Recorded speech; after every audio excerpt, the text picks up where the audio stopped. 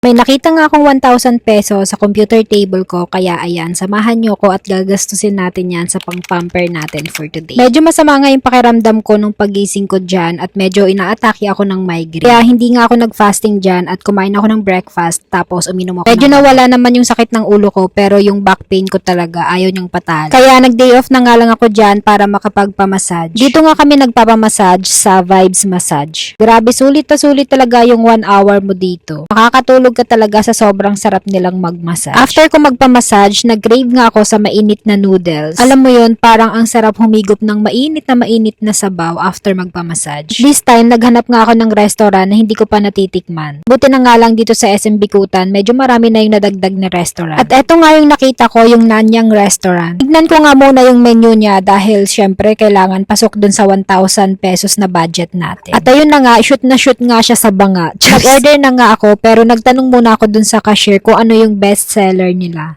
Syempre, first time kong kumain dyan, kaya gusto ko yung masarap naman. Ayoko namang manghula, kaya syempre magtatanong tayo. At ang sinabi nga sa akin is yung best seller nga daw nila is itong laksa noodles. Nung natikman ko siya, in fairness, masarap naman siya. Hindi rin talaga tinipid sa sahog. Kaya ako masyadong magaling mag-explain pagdating sa pagkain dahil ang alam ko lang ay kumain.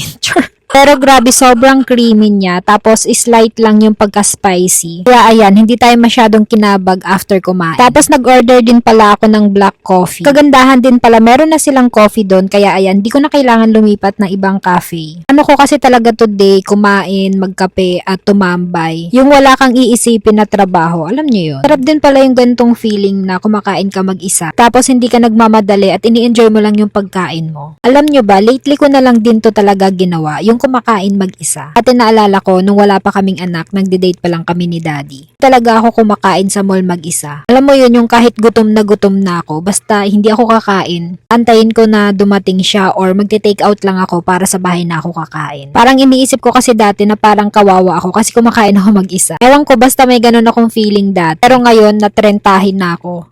Ang sarap din pala sa feeling na kumakain ka mag-isa. Pero mas masarap nga yan dahil libre nga yan ni daddy. Ang sarap nga ulitin nito pero sa ibang restaurant naman.